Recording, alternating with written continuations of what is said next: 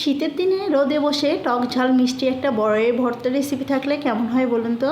বিসমিল্লাহির রহমানির রহিম। আসসালামু আলাইকুম, welcome back to my channel.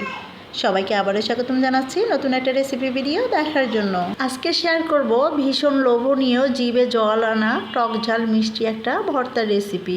যে কোনো টক ফলের নাম শুনলে কিন্তু আমাদের জিভে জল চলে আসে, তারপরে সেটা যদি হয় একটা লোভনীয় মিক্সড ভর্তার রেসিপি তাহলে তো আর কোনো কথাই নেই।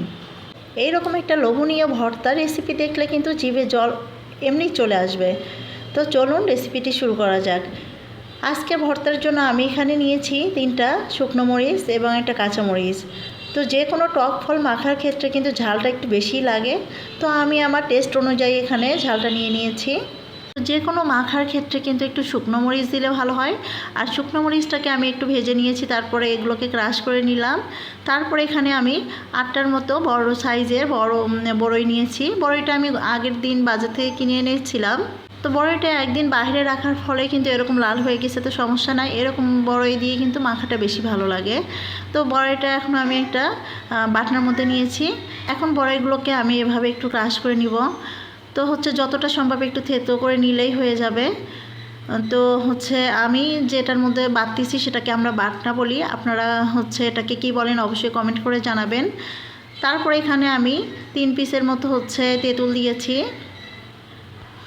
তেঁতুলটা বেশ লম্বা লম্বাই ছিল, সেখান থেকে আমি 3টা স্টিক তেঁতুল নিয়েছি।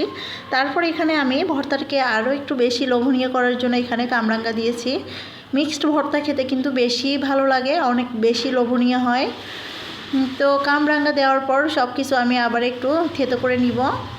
তো এখন এখানে আমি দিয়ে দিব 1/2 টেবিল চামচ লবণ, এবং মিষ্টির জন্য এখানে আমি গুড় নিয়েছি। গুড়গুলোকে কুড়ে নিয়েছি, ছোট ছোট করে কুড়ে নিয়েছি।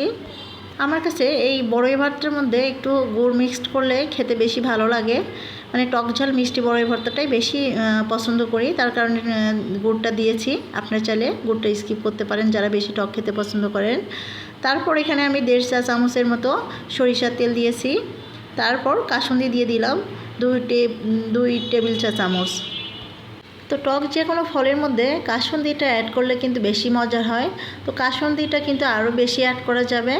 আমি এরপর হাত দিয়ে ভালো করে এগুলো একটু চটকে মেখে নিব, এবং কামরাঙ্গা যেগুলো একটু গোটা আছে টুকরো টুকরো, সেগুলোকে একটু ভেঙে নিব। এরপর সমস্ত কিছু একটু ভালো করে মিক্সড করে নিচ্ছি। এখন লাস্টে এর মধ্যে আমি দিয়ে দিব কিছু ধনিয়া পাতা কুচি। অবশ্যই ধনিয়া পাতাটা দেওয়ার চেষ্টা করবেন, এখন শীতের সিজনে কিন্তু ধনিয়া পাতাটা অ্যাভেলেবেল পাওয়া যায়। আর এই বড়ই ভর্তার মধ্যে ধনিয়া পাতাটা অ্যাড করার কারণে কিন্তু এর ফ্লেভারটা আরও অনেক বেশি ভালো লাগে। এই তো আমি চটকে ভালো করে মেখে নিলাম। তো আমার কাছে মনে হচ্ছে আরও একটু সরিষার তেল দিলে ভালো হবে। তো ভর্তা খাবো আর সরিষার তেল দিব না তা কিন্তু নয়। দেখুন ভর্তাটা কতটা বেশি লোভনীয় হয়েছে। সত্যি এই ভর্তাটা আমি যখন মাখাচ্ছিলাম, মানে আমার জিভে একদম জল চলে আসছিল। তো আমি এখানে আরও সামান্য একটু 1 টেবিল চা চামচের মতো সরিষার তেল দিয়েছি।